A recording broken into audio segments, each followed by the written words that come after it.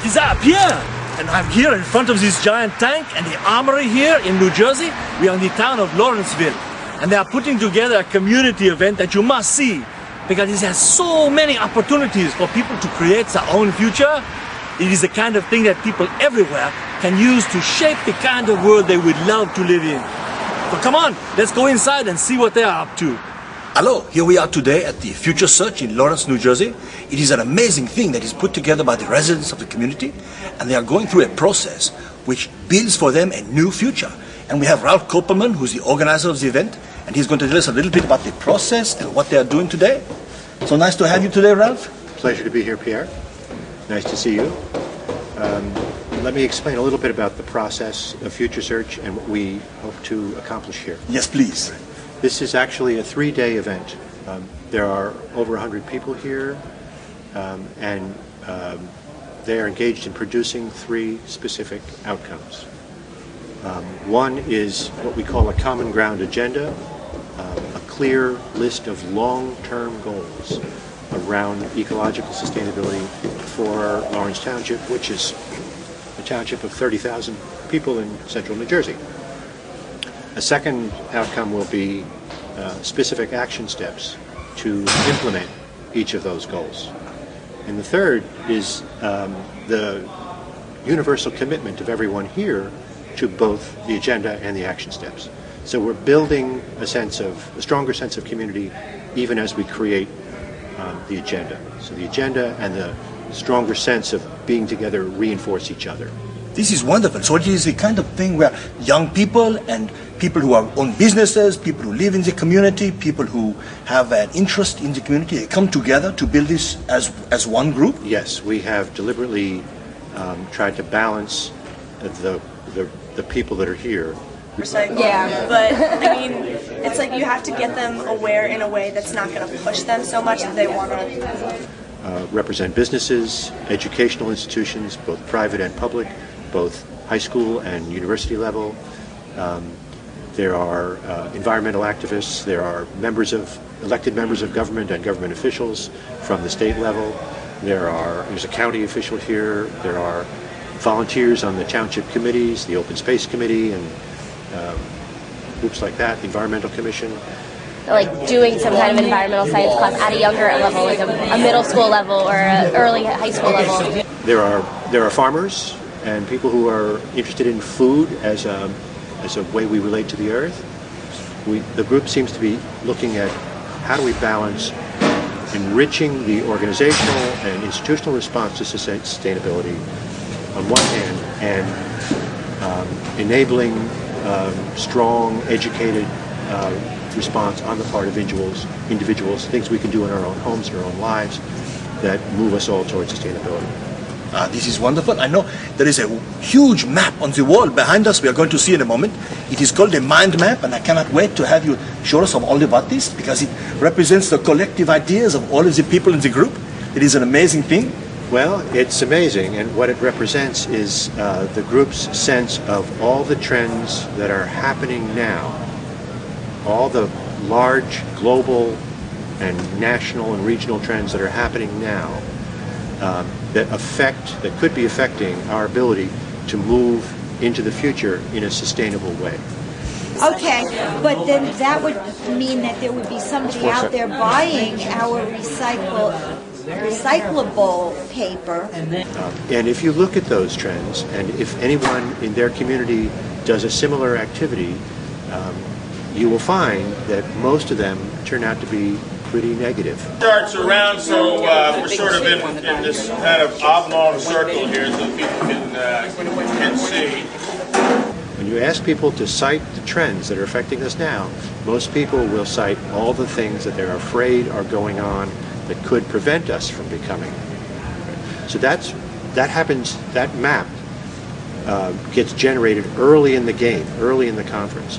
And during the day today, you will see people move from that sense of, oh my goodness, how can we possibly handle all of that's on the map, to what do I really want to do? How do I want to respond to that in my town with my fellow citizens? Eric deduced from our mind map And we know that all of them affected our work and on committees. On our committee, we have a representative from Ewing Township, and then there are 2 representatives from Lawrence Township. So here's the house where the township committees live. And in our mind map, we came up with a lot of problems which most township committees have. And we move from that sense of despair to a sense of renewed hope. This is the action which comes out of the conference. Yes. It is a great thing because they do not sit still. They are taking action together and developing plans which they can implement in their lives and in their community and in their government. It is people saying, you know, we are not going to sit still. And Pierre, I say, I like this pretty much. Well, this has been a really exciting time for Lawrence Township.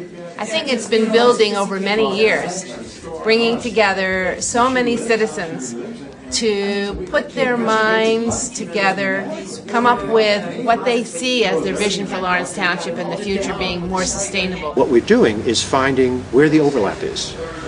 What farmers want from government and what government can provide farmers, the visions are not the same, but there's lots of overlap. We spend most of our time fighting and arguing over where the differences are, and we fail all too often to acknowledge what we have in common. And we have so much more in common than we have different. That's right, whether you're American or French. We have so much in common that we often fail to notice that. What we took from the mind map is the most important thing is that economics drives decisions. And it's almost that without incentives, sometimes businesses exactly have to cross, at a cross purpose for sustainability. A lot of us in our communities, we're trying to get people to care, and a lot of us have started clubs and organizations within our schools or within our communities to do things and to say things and to make people aware. We've started school recycling programs, cleanup projects. Those are things that we've noticed. We feel that we should be able to change because they're not necessarily representative of us. What is it that you see for the future that people your age can do? Well, I think what's really important is to get people to care, because we can do so much. We have so many people that we can influence that will just carry it on. Like, we're from the government, and we're here to help.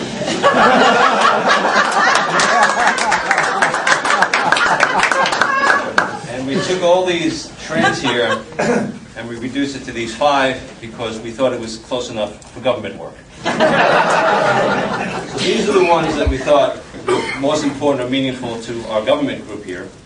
And we tended to focus more on local government, but had sort of government overall in our minds. Well, what can happen here today is, I think, the beginning of a more powerful change, a more powerful sense of momentum coming out of this conference that would then drive us to continue on our journey to change things. First, to reverse the tide that Sarah talks about. That's where there is an overemphasis on asking government to solve every problem. And because of that, we have a finite capacity to solve every problem, whether it be finances, time. Why is it that we can plan long-term with using debt, but we can't plan long-term to solve our problems? I thought that was pretty. Things that are going right: farmland preservation and parkland preservation. Time really in that stretch where you can think about the big picture, the long-term issues. There are grassroots movements that are sprung up in town. Seriously thinking about what it is that we're doing rather than just doing it. These are all the things that we tell our students all the time. Ask the questions. Don't just do something because it's been done before. We have to deal with a lot of different aspects when we're dealing with schools. Certainly the personal responsibility, but also this whole idea of how much can we pay for something if in fact, and at the same time be responsible to the taxpayers who are paying for the money. What 3 things would you say are the most important things that kids can do? One of them would definitely be to just look outside their box and just go someplace maybe they never thought they would go, and just not be afraid and drop the insecurity or whatever you had that's not letting yourself go there. Don't just accept things. Challenge the status quo. Seeing that that in this area where we are, there's so much will to change, that it's and so much will to progress, that it's very inspiring, especially as a youth, to spread the awareness to my friends and to our community at school. Well, the problem is that a lot of youth, they don't know about the problems, they don't know what they can do to help. And that's what we're here for, is we're here to learn so we can spread it. Don't forget, we're in the process now of moving towards action. So this is on the trip. Yes, ma'am. Yesterday was like a total disaster. I mean, the world was like the end. But today, we're hopeful. You know, we're doing stuff. We can identify things that are like, okay, not the greatest, but we're working, and we have a sense of, in this group at least, that there's some opportunities that people will take some initiative and move forward, which I'm anxious to do after lunch. From the government point of view, I think the most exciting is that people are getting more and more involved and see the future of their town as their responsibility as well as the responsibility of the government. And the people who live here as residents have a great potential and responsibility to coming up with a lot of the solutions to our hopefully vision of the sustainable future of Lawrence Township, to make it more of a livable, ecologically sensitive community. I think it is very hopeful, Pam. I really do. One theme that I see coming out of a lot of the groups is that there's a lot of awareness and there's a lot of communication. But when the pedal hits the road, it's one person that does something that's the champion. And for us, especially as the next generation, who we are going to be adults soon, we're going to have to live in this environment. We know now that fossil fuels are not going to last forever. They're not even going to last for very long, and that we do need alternative sources of energy. And the more that we know, the more that we can do. So. And I sense that this conference is really kind of a microcosm of what the community needs to do as the process to take the whatever actions we decide need to be taken. There are situations that come up in our town where there are goals that are desirable from a sustainability standpoint that are in fact in opposition to each other. All of these things are good things, and is there a process that can come out of this that would allow a negotiation or a compromise or something where everybody can walk away from these situations happy, as opposed to one group feeling that they've sort of won and the other group feeling that they've lost? Okay. Lots of good stuff happening here. Some of you pointed to it, so I'll underscore it, that something happened between last night and right now. There was a shift in the way maybe you're being about this, maybe the way you see it, but there was a definite shift in the way it is right now. So we want to push that a little further in this next process. So I want to request you to do a couple of things in this next process. One is to manage your time. What I do right now is examine what we like, what we don't like about your stakeholder group's relationship to the current realities of sustainability in Lawrence Township. So again, this is not about who did it or whose fault this is or any of that, but really taking a look at what is. So you want to focus on what you do well. So brainstorm a list of things that are going on right now that you're very proud of. Your groups, in terms of your group's relationship to sustainability in Lawrence.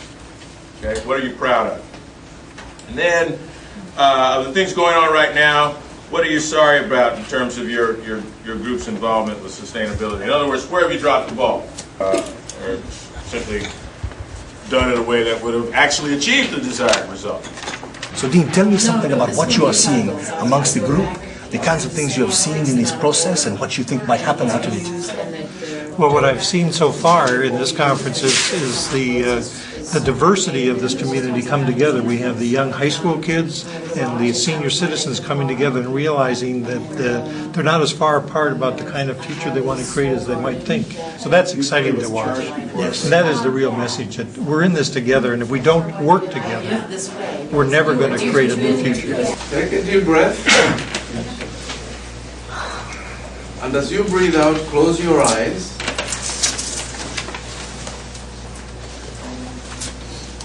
And imagine that you are in the year 2016.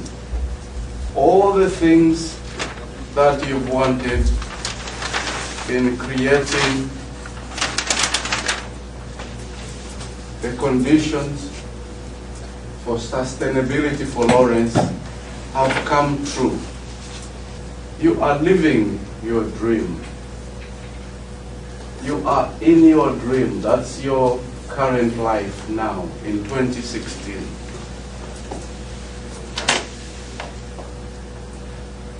What are you doing? Where are you living? When you open your eyes,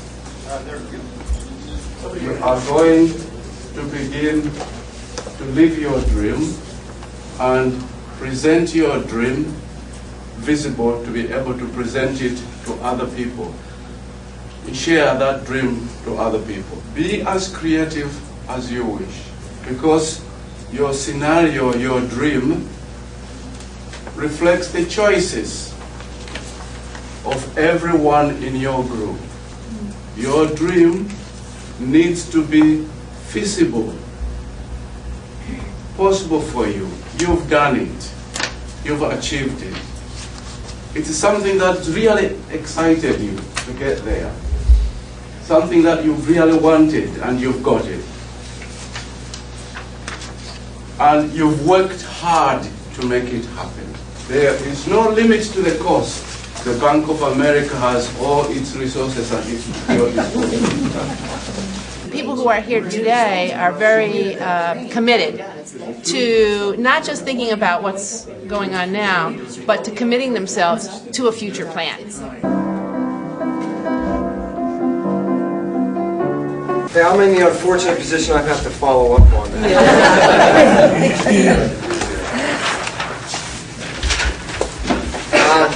We kind of have a story about what we see maybe a day in the life in 2016 in Lawrence, and see if you can follow along here as we walk through it.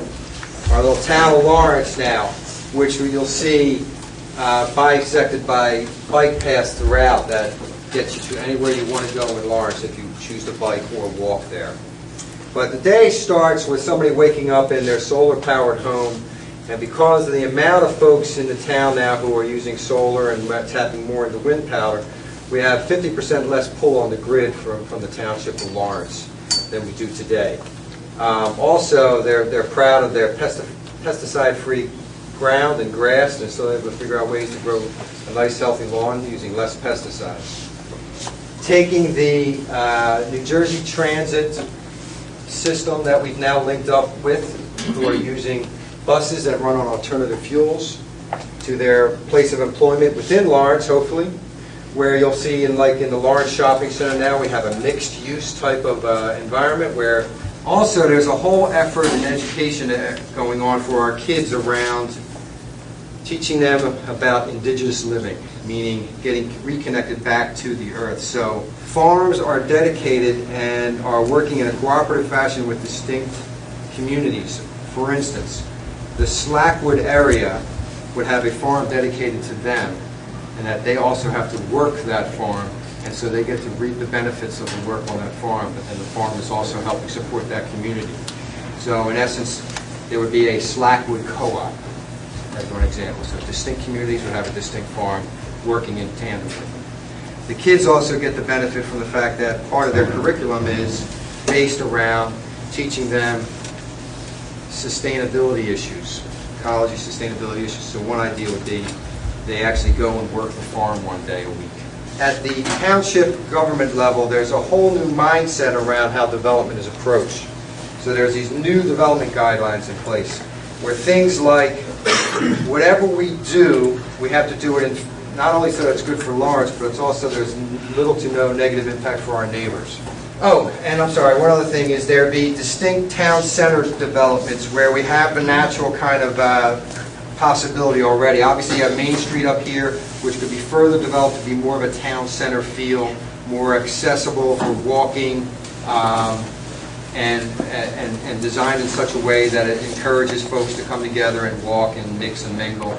We were thinking about time from 2006 to 2016, but there are two other ways we have to think about planning. One is regional planning, and Rich mentioned that, not just thinking in terms of Lawrenceville or Lawrence Township, but how we impact Ewing, Princeton, West Windsor, and even communities further out. The other point is systems, systemic thinking, regional thinking, and time-based thinking.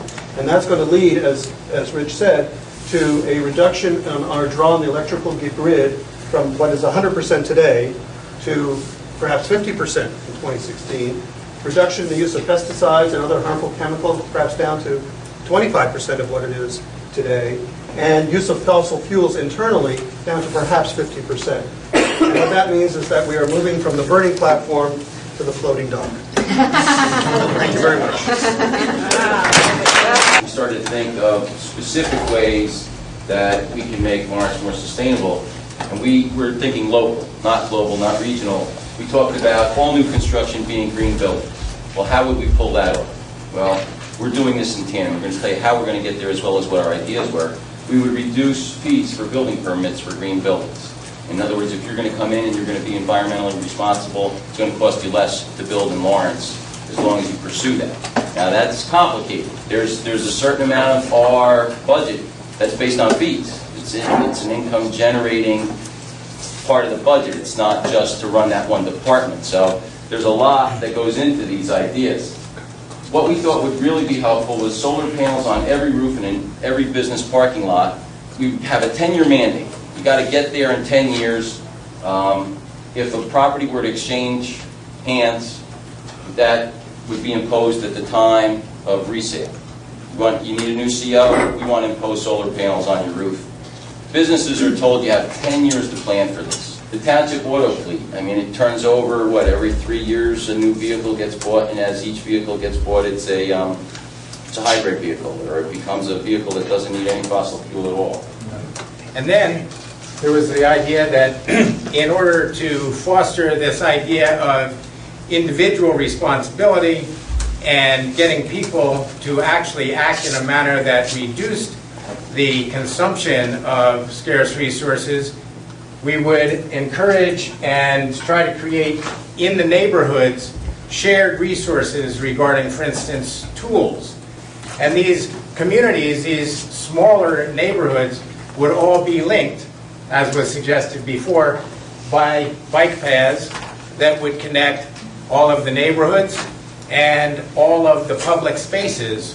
We wanted to create neighborhood centers in order to minimize the need for that mass transit, so that there would be an ability to attend your local community center by walking or riding your bike without even needing to think about getting in your car. And to get back to this vision of waking up in the morning, that bright sunny morning, a shared open space, less traffic on the roadways, neighbors who are connected to one another by their shared work in maintaining their own outdoor space. Water recharge, environmental ecology and education, a center to learn about environmental matters, to share resources with one another. The schools, of course, would be instrumental in that educational effort. Getting the whole community connected through a community center, interaction between the diverse communities. We see the need for some tax, some requirement when a property gets sold to become more environmentally sensitive, but then there's also this effort to build a community where people really want to participate in something like an open space tax, but an environmental tax. There's not going to be a whole lot of open space to preserve anymore, Pam, but if we could keep that tax going, I don't think many people would be offended by the fact that the open space tax is still collected but used for another laudable purpose like this. The farms that raise cattle and produce in town feed the people in town. For instance, in some of these shared spaces in local communities, there might be local neighborhood gardens, similar to the gardens that are now people drive to up on 206. How to get there, of course, we've touched on along the way, and I think this is the example of the way to get there. It's to create the community that we have here right now in various neighborhoods within the town and to get them to become invested in the process and committed to it within smaller groups within the town. Thank you. This is Francis Walker, reporting from the Ford Escort dealership on Route 1. We will bring our new 2016 model of the Ford Escort to your home. Don't be the last one in Lawrence Township to buy. We are now at 80%. This is not just a hybrid car, but this is a biodiesel electric car. Don't wait. Come now. We'll deliver.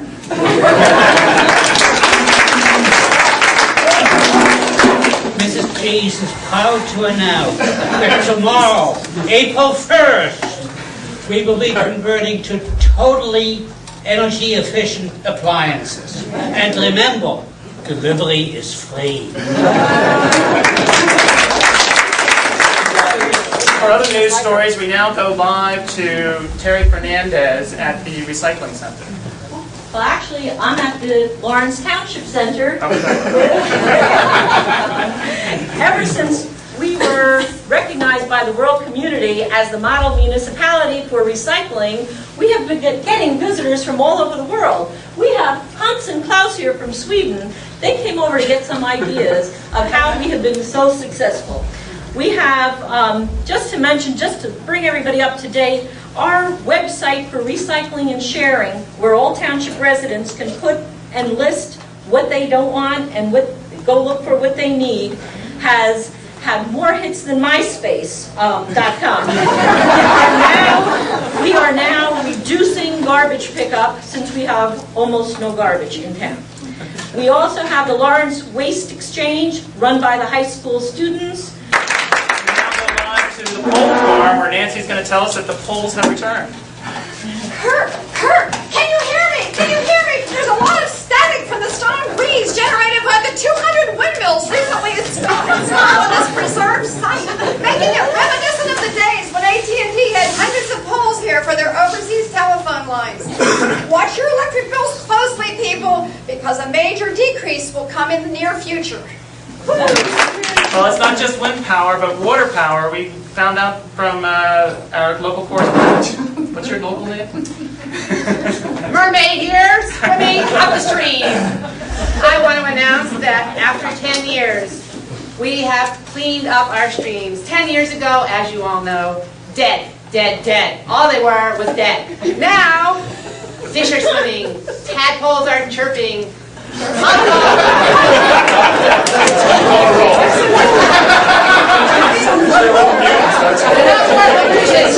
more sediment, 100% pure.